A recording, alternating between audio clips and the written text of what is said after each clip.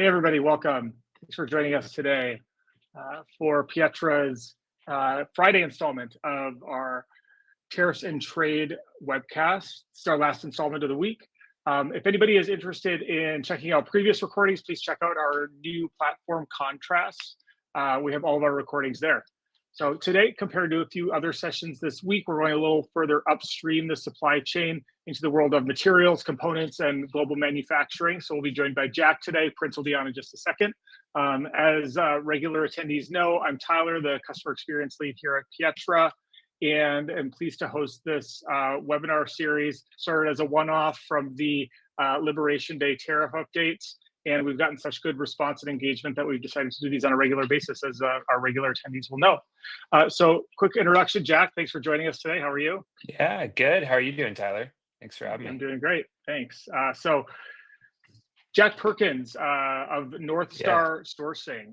So Jack brings deep expertise in sourcing, product development, managing international supply chains. He's helped some of the world's most recognizable brands, frankly, navigate exactly the kinds of decisions that our customers and brands are thinking about here at Pietra. I would say this includes building new strategies for managing this new post-Liberation Day world of tariffs, as well as approaches to shifting manufacturing bases outside of China. So today, a little bit different than some of our previous sessions where we explored tariffs and customs brokers advice specifically. Today, we're going to explore, some real-world trade-offs brands will be facing today when you weigh the cost, quality, lead time, and infrastructure, and why relocating production may be harder than it looks, and what may be slowing down alternatives to China. And also, we always like to, end on a note of optimism here in this difficult time. What to watch out for next as things continue to evolve here. So, folks, as always, feel free to drop your questions in the chat and Q&A. We'll, interject with questions as we go, and always leave time for Q&A at the end. So let's go ahead and get started. Jack, why don't you go ahead and introduce yourself, and let's get into it. Yeah. Well, thanks again for having me on, Tyler. Excited to dive into this today. I think it should be interesting for your customers and network here at Pietra to kind of learn a little bit more about the upstream challenges that affect what happens downstream in brands' abilities to import products, sell them to their customers. So just a bit more context on our business. North Star is a design and sourcing house that helps brands in the US and internationally design products and then manufacture them and manage quality and ultimately get them to their warehouses. So our business, interestingly enough, we don't actually import a lot of goods. We typically, the way we work with our customers is we hand off our goods FOB at the port in China, Vietnam, Cambodia, wherever it may be, and the brand takes it in to the US from there. Now, we do have to be super knowledgeable about the impacts of tariffs and duties and whatnot, so that we make sure we're making products in the right countries for our customers. But that's kind of where our business transaction ends with our customers. So in this process and how we work with our customers from the design ground level, we are designing products for them, collaborating on new product releases that they want to bring to market a season from now, with the thought in mind: where are we going to make this? What are the duties that are relevant to this type of product? What are the current tariffs and regulations on that country? And that's what we'll keep in mind as we make sourcing decisions on where we place products around the world. So our business is in LA. That's where we collaborate on design with our customers. We have a big office in Dongguan, China, about 60, 70 people that manage product development, sourcing, factory, like production placement, production management, and then ultimately a QC team that's inspecting goods in the factory, making sure that we're shipping on time and in good quality. So traditionally, our business has been very China dependent. Over the years, probably since Trump's first presidency, we really started to accelerate what we're doing outside of China. And today, like, we've absolutely put the throttle down on what we're doing outside of China. So we have small teams in Vietnam, India, Mexico, just to kind of help us adapt to how the market's changing. Awesome. Prince, how are you today? Welcome. I'm good. Thank you, guys. So sorry for running late here. I'm actually on the road and traveling, so I was having an issue joining, but thanks so much for having me, guys. All good. We got things started. Happy to have you. And Jack, thanks for that intro. And folks who may not have attended before, just a reminder, here at Pietra, we power modern e-commerce brands with tools for product development, global sourcing, fulfillment, sales, and marketing. We work with thousands of brands across the globe, navigating international logistics. And, as I mentioned earlier, we have gotten a lot of questions about supply chain and rising tariffs. That was the genesis of this webinar series, and we really see it as our role to keep you guys informed of all of these important updates and make sure we're bringing a lot of expertise on the line to keep you guys informed and knowledgeable. So Prince Ghosh is CEO of Factory Quality. Prince, you want to share a little bit about Factory Quality and how it fits into the Pietra ecosystem for folks who might be new to the cast? Yeah, absolutely. For everyone who's tuning in for the first time, welcome. For all of our repeat viewers, welcome back. And we're so happy to continue to do these every day and keep everyone abreast of what is the latest and greatest in the world of sourcing and tariffs. And Jack, really excited to have you on to talk about some of these pieces firsthand. So for everyone's context, my name is Prince, as Tyler mentioned. Was the founder and CEO of Factory Quality, a global quality control services company. We help consumer goods brands run factory audits and quality control across their end-to-end supply chains, making it easier for brands to trust the quality of product that was leaving their factories overseas. We have had the distinct pleasure of working with hundreds of leading primarily e-commerce direct-to-consumer brands like Harry's, The Honest Company, Dr. Squatch, etc. And Pietra, as of the end of 2024, acquires and now owns Factory Quality. So over here at Pietra, I support on all things sourcing, production, product development, our products, our software product lines, and then continue to run the Factory Quality business as well. But yeah, Tyler, excited to dive in. And shall we maybe share a couple of initial slides about all things tariffs before we dive into a conversation with Jack? Sure. Awesome. Cool, again, folks, reminder of who Pietra is. You want to go over a little 101 information for the audience, Prince?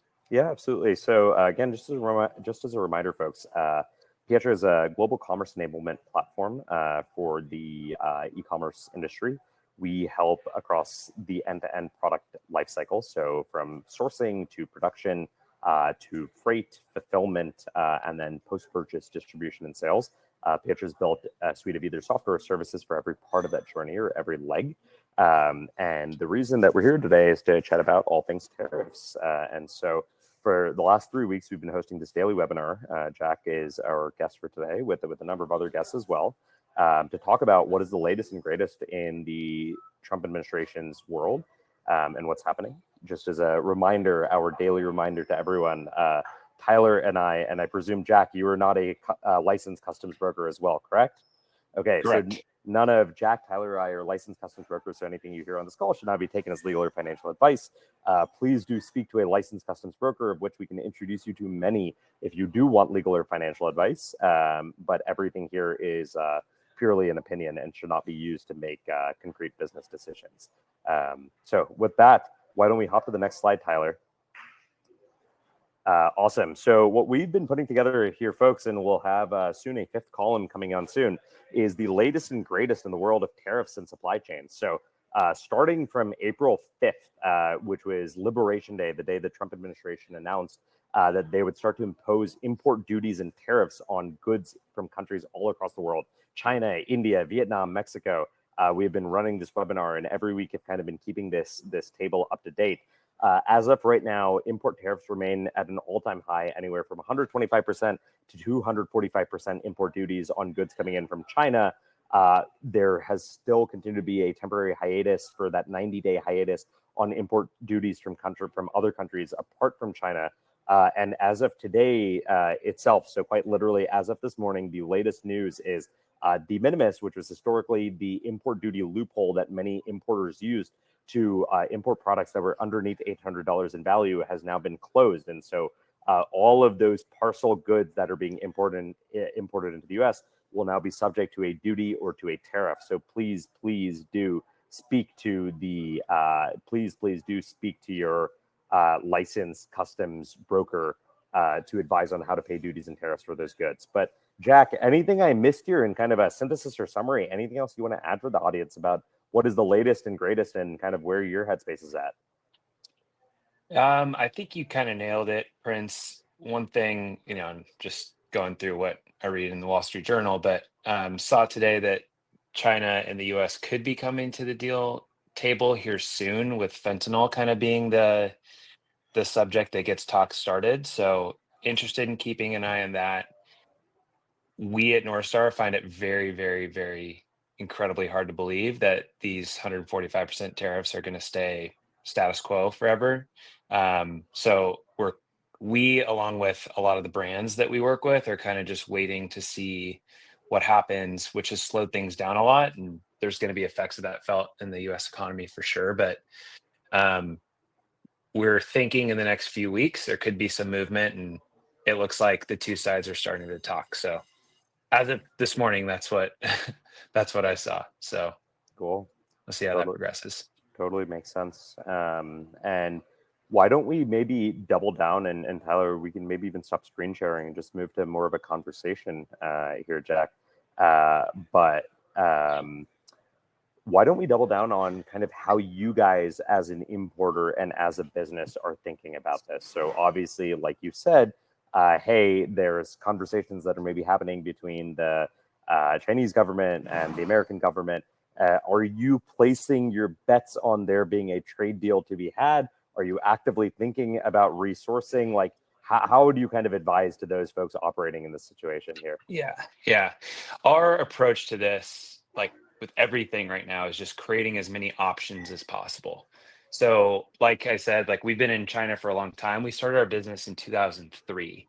And at that time, China was like over like the early 2000s and 2010s, China was the global powerhouse, and still kind of is, for footwear manufacturing, apparel. And so, while some of that has moved, like China was everything, right? So we're not giving up on China. And and like what we'll go into in this conversation is just talking about how important of a role China still plays in the global like footwear, in apparel and toy and home goods supply chain, in terms of like the components and the materials and molds that China controls, right? But at the same time, supply chains do evolve and change over time. Shoemaking used to be in the US in the Northeast, a long time ago. Then it kind of started to move to Japan. Then it moved to South Korea. Then it moved to Taiwan, then China. Now we're seeing Vietnam. And these things happened over decades, right? These shifts, but they do happen. And right now we're seeing like throttle down, this thing being accelerated very fast. And what we're seeing is that like the supply chains aren't, it doesn't happen overnight. It takes some time. It takes years, right? So right now we are, long story short, Prince, we're creating options in everything we do. So like when we're quoting prices to our customers, US footwear brands, we're giving them a China price, and then we're giving them a Cambodia price, and we're giving them an India price, and saying, here are the 3X factory dates we can hit out of these countries. What do you want to go with? And, we may get started on something right now out of Cambodia, and if in 2 weeks those tariffs drop down to 20% out of China, maybe it makes sense to actually move that back to China. So we right now are maintaining really good relationships with our factories and key suppliers in China and outside of China, and just creating options for the short term. For the long term, we are placing some bets. And we do believe that certain areas and regions will become, powerhouses or the next wave of footwear manufacturing. So we're establishing teams in those areas, and we're playing those bets out to see what happens. So we're taking a short-term approach, which is just creating a lot of flexibility, and then we are making some long-term bets as well. And Jack, among these markets, are there markets that are currently head and shoulders above the rest? And if so, what ground would the markets that are kind of second tier have to make up? What are you watching for to Yeah, to make the long-term changes that you're referring to? right.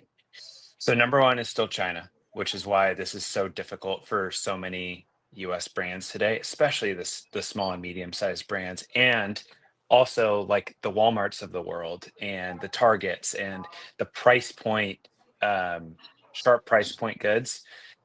Those are really being affected. I'd say Vietnam is like secondary. A lot of Nike's production has moved there over the past 6 7 years, as you guys know.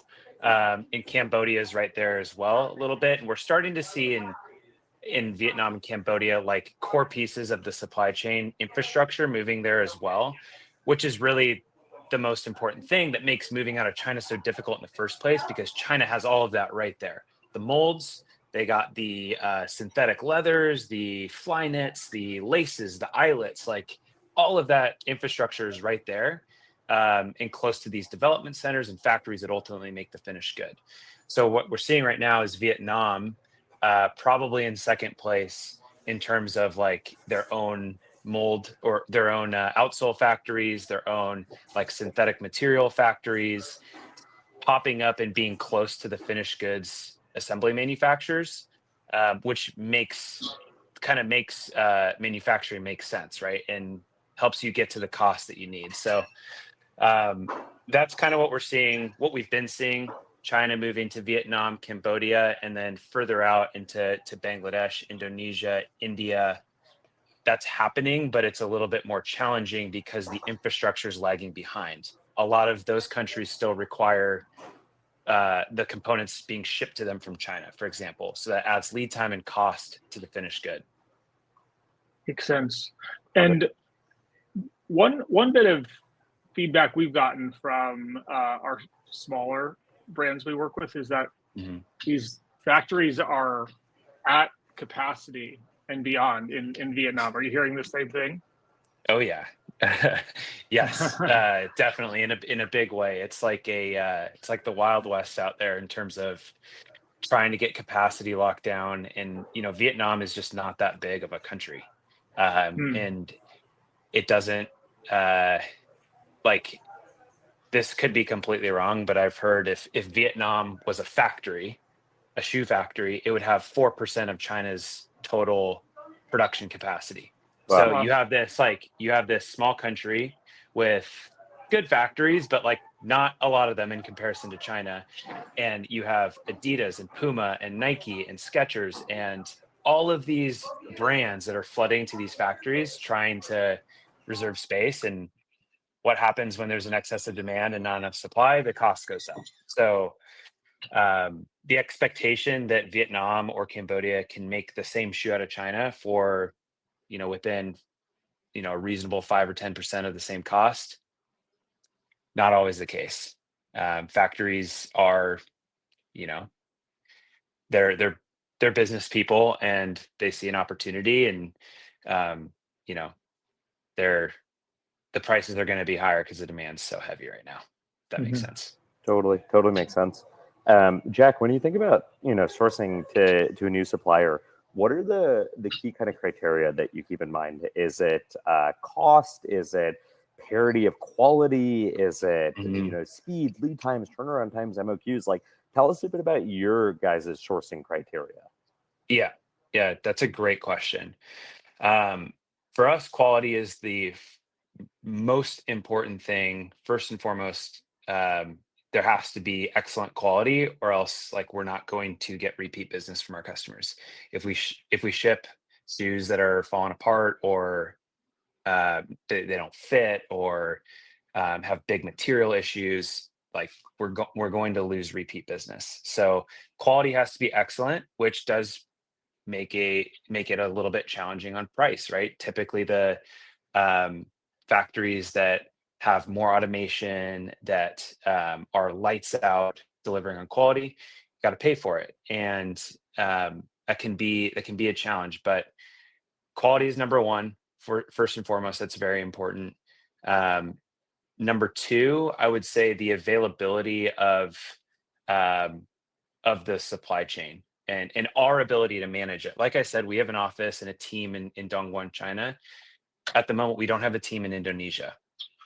So, like, yes, there could be a factory that can make good sandals in Indonesia, and it's a great factory, and we have a lot of confidence in it. But like, if we don't have a team there, boots on the ground, for us, we see that as a big risk. So we start to think, is someone going to be able to move there from our team or go and monitor the project for 3 or 4 months? But I think a big part of the value that we add to our customers is our boots on the ground support. We have eyes in the factory. We can train the factory to make them better. We can elevate their game. We can inspect product before it ships. And if we don't have like local resources there to work with factories, we typically don't entertain the idea. So that's really for us what makes it most important. And then obviously price is a requirement. If we're double the price in a country, it's probably just going to make things prohibitive. But yeah, I'd say those three factors are really what we're looking for.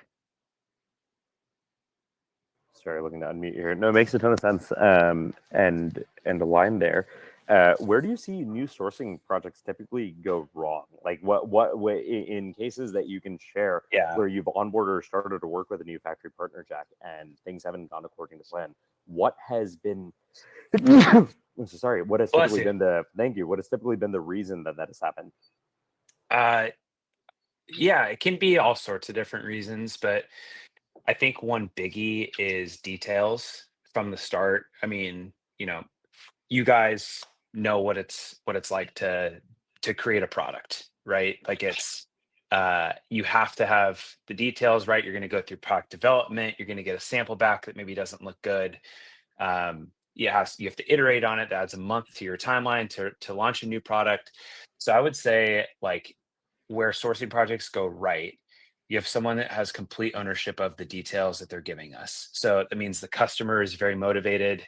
They're very organized with their tech pack, and they follow up like crazy on it, right? And we have great communication. So that's the first thing that's most important. And then I would say sales and marketing is really important. Like, we can build a fantastic product for you, but if you can't, if there's no sales effort or marketing effort that's aligned on the other end, it doesn't matter how beautiful the product is. No one's buying it. Like, and so for us, it's challenging too, because we're going out and making promises to factories. We're kind of that link between the brand and the factory.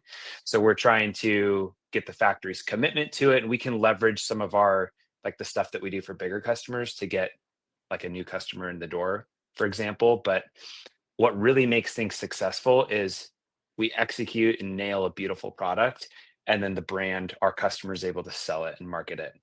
And then we get a nice business going. So I think having that aligned, that sales and marketing piece with the product is really important.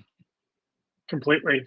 And maybe I'll make a shameless plug for a couple of Pietra tools here. Just a reminder for folks who might just be getting started with launching their product and they are really sourcing focused. Reminder that Pietra does have that suite of marketing tools, which are included in your membership and can sometimes not get the attention during the earlier phases of the project. Just make sure to check those out. We have the audience capture tool, which enables you to collect additional email addresses, the AI content studio, the design studio, which enables you to create product renderings. And very, very soon, we're going to have that AI sourcing agent, which can help with a lot of the work that goes into creating a tech pack rather than having to outsource that. So just additional tools that are available for folks with questions. And a reminder, folks, please do ask questions in the Q&A here. We have a sourcing expert on.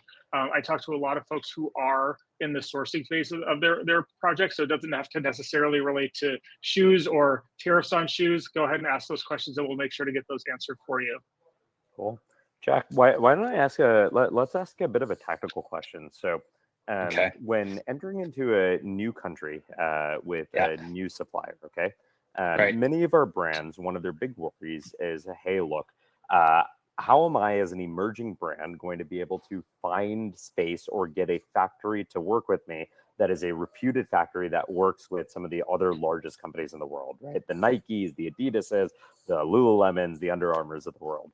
And instead, am I going to get delegated to a factory that is compromised on quality or on material of product integrity, so on and so forth?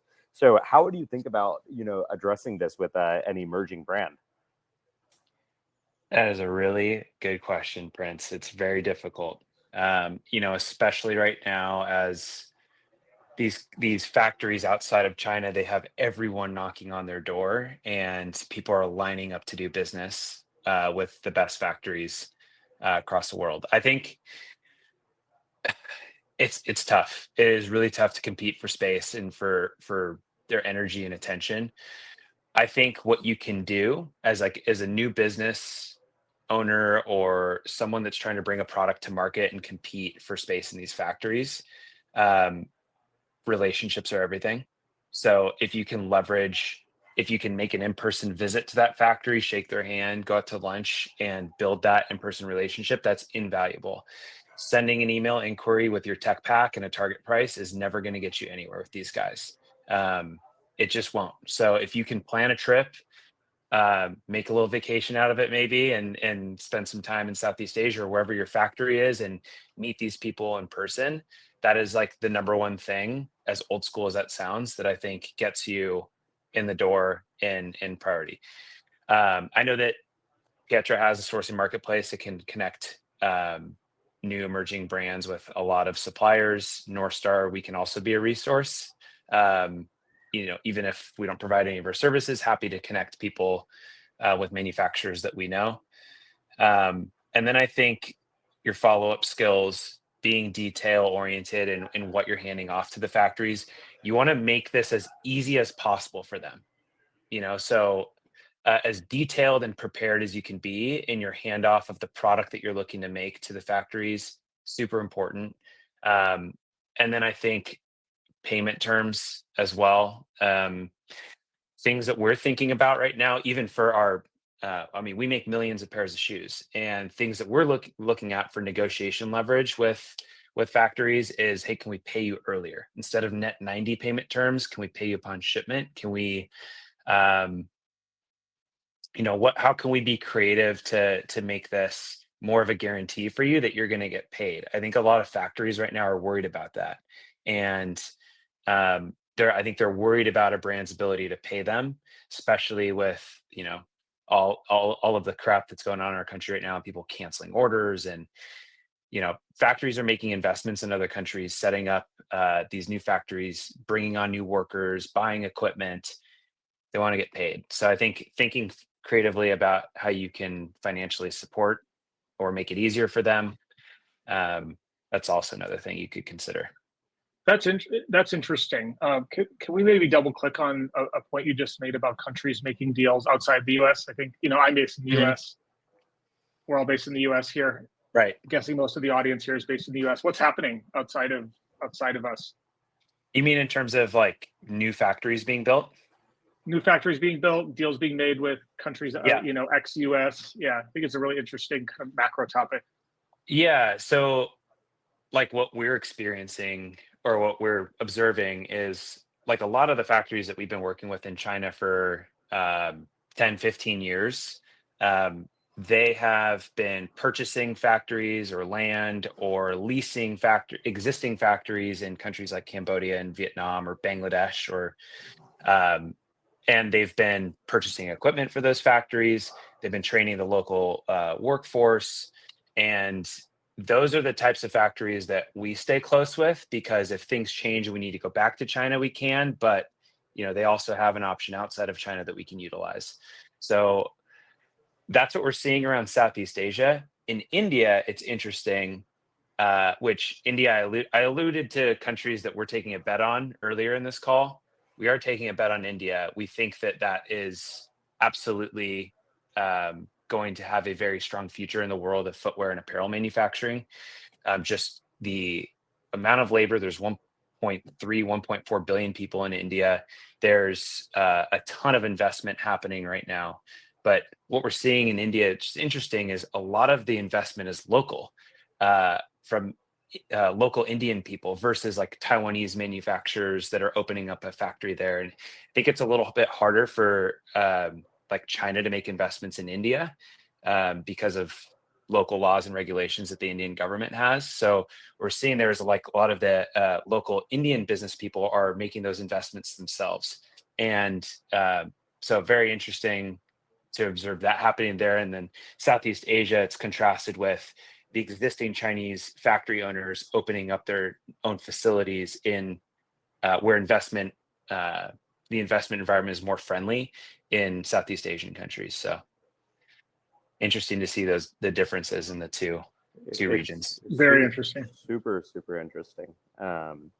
And when you think about potentially moving volume of production to a country like India or another country, Jack, where have you typically seen the biggest limitations? Where, you know, you gave that analogy of saying Vietnam shoe production of Vietnam as a factory would be 4% of China's, right? Right. Like, over the last 30 years of world history, China has mastered the craft of making and manufacturing consumer products. Where are the biggest limitations? Like, what are things that countries just cannot do in certain product categories? Yeah. Good question. Well, great question. With India, what we're seeing, and you know, I'll throw Mexico into the mix here as well. Like we make shoes in Mexico today for some US brands. We've been doing it for like 8 years, and same with India. Both of those countries are excellent with leather boots, leather sandals. They have a ton of leather export business in India and in Mexico. And like if you think of like Tecovas, like cowboy boots, those are made out of, or like Thursday Boot Co. Like they've made Fry. They've traditionally made a lot out of Mexico and India. Similar story with their leather capabilities. What we see in India is like there's no local manufacturers, or there's very few local manufacturers of like synthetic knit meshes. Think about like a Nike shoe or an Adidas shoe.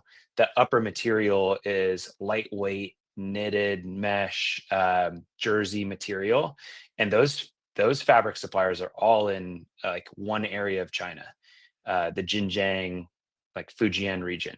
And you know, if you want to make a nice sports shoe in India, you're probably importing that material from China, and you're probably importing the outsole as well, because it's like a lightweight EVA with TPU, like complex outsole that you see on a lot of running shoes these days. But it's not as easy to make that in India today. There's not a lot of outsole manufacturers. So in a lot of cases, we're importing the outsole from China, or importing the upper fabric and then cutting it and stitching it at the factory in India. So it adds to lead time, and it makes things generally more expensive. The bet we're making is we are seeing that local investment in India, and we're seeing things start to pivot.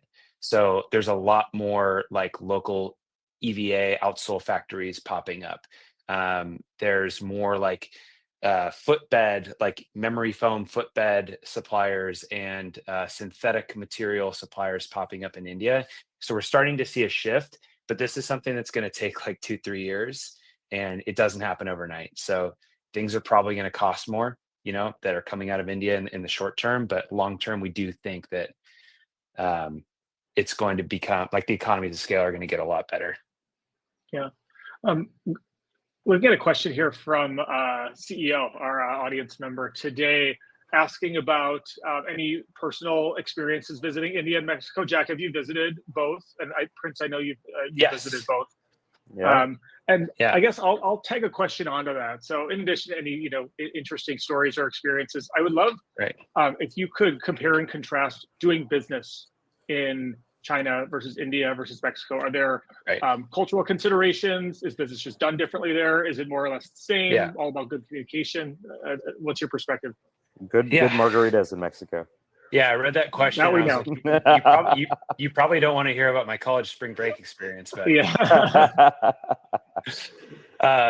but no, I mean, both like fantastic travel experiences. Like culturally, the people in both countries are incredible. Like India, like the people could not be nicer.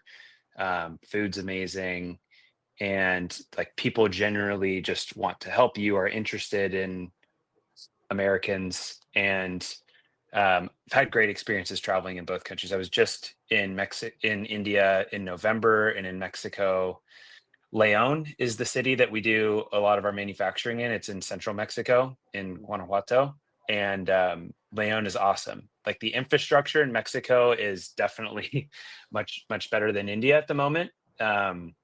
Infrastructure, like I'm talking about physical, like highways and Yeah. hotels Logistics and restaurants and infrastructure. logistics and everything, right? Set up for business. Yep. India, it takes a little bit longer. Like you're going to have longer like 3.5, 4 hour car rides from factory to factories from New Delhi. A lot of cows on the road, and things are, but it's awesome. Things just take a little bit longer. So like, think about importing outsoles from China. Like it has to come to Mumbai, then it has to go on a truck, and that truck might get held up on some roads that aren't as high quality yet. And so that the infrastructure, I think, is still being built out. The GM of our China office has said like roads in India are like China 20 years ago. So it's still kind of catching up, but China today is incredible. Like the physical infrastructure there, logistics infrastructure is crazy. So I have no doubt that India is going to get there as well. Makes a ton of sense. And yeah, I mean, I can even, drop in a note here. I think one of the really interesting things about Indian manufacturing, as someone who is Indian, by origin, is Indians typically have a slightly more conservative way of doing business. I think is a fair call out. There's a lot of really deep scrutinization of every penny and every dollar spent, and if there's an opportunity to cut costs, there will be an opportunity that there will be costs that are cut. So, Yeah. Jack, when you think about operating in an environment like that, what do you think about some of the precautions that need to be kind of put in place to make sure that you're still manufacturing high quality product from trusted and reliable suppliers? Yes, I'm glad you brought that up. We have had instances in India, especially when we first started manufacturing, of those types of things happening, like like a micro pack sticker to help with mold in a shoebox. Like, a decision could be made by someone somewhere in the supply chain to use a cost down version of it that isn't the real thing, and to save 4 cents per pair of shoes. And it's really difficult to catch those things. So like, what we've done is we've scaled up our team, and we have 2 quality people, boots on the ground in India, that can physically check the boxes, the micro pack labels, all of the materials coming in, certificates from the material suppliers. So I think it's really important to have a good quality team that's at the factory every day, that can check in on all the materials, components, packaging, everything that's critical to your product. Um, Prince, I know that Factor Quality can provide resources there, and there's other options too. So I think it's really important to prioritize quality and make sure that you have actual resources and like physical teams dedicated to that. Yep, no, totally. And to Jack's point, yes, shameless plug for Factor Quality. That makes it easy for brands to run third-party quality control on their supply chains. But if not, Factor Quality, figure out some way to run third-party QC. Mhm. Oftentimes, suppliers, especially with new customers, will take an opportunity to cut corners, and so third-party quality control is the closest thing that you have to Yeah. insurance against potential Yeah. against a potential negative outcome. But Yep. super helpful. Tyler, any other questions or any other topics we want to get through in the last couple of minutes we have here? No, I don't think so. I mean, Laz, always great to see you. Completely agree that communicating with the manufacturer in detail is critical, and I know that you've been dealing with this personally with some recent projects. Jack, one question I always personally like to ask our guests is, are there any ways you are actively using AI in your business right now, or thinking about using AI in the future? Yeah. This is such a fast-moving topic, and obviously one Pietra is heavily invested in with our AI sourcing agent and a few Mhm. other tools we're rolling out. So would love to hear your thoughts on that. Yeah, it's a great question. And I think traditionally in our business, there's been a lot of manual work. We set this business up, started it in 2003. Um, And at that time, it was a lot of Excel and email, and just kind of as the business grew, we like linearly scaled up the amount of people needed to handle product development and tech packs and communicating details to factories. And I think a lot of that is going to be replaced or supplemented with AI, sped up with AI in the future. So right now for our business, we're looking at like we use a PLM system to help us organize and centralize all of our sample requests and breakdowns of materials, measurements, product specs, right? And being aware of what's in the market, what tools are available to us, so that we can cut out steps that are currently human dependent or just like data entry steps that take up a lot of time. Like, we've seen tools where like we can take a tech pack made in Adobe Illustrator, upload straight to the PLM, and the PLM is going to look at that CAD and it's going to automatically generate a suggested breakdown of materials for you. Something that takes us hours right now and our designers spend way too much time on is manually keying in the article number of the material, the supplier, the weight, like as they're detailing specs for a new product. So can we supplement that process, make that more efficient for our designers using AI? Think we can. So we're looking out for tools like that. In the actual design creation process, there are AI tools that can help you with sketches and new concepts, but the details is the really tricky part. Like actually specifying that the heel counter is 10 millimeters here and this and that, like the materials. So whoever can figure that out is going to be very successful, but Totally. I think it will come.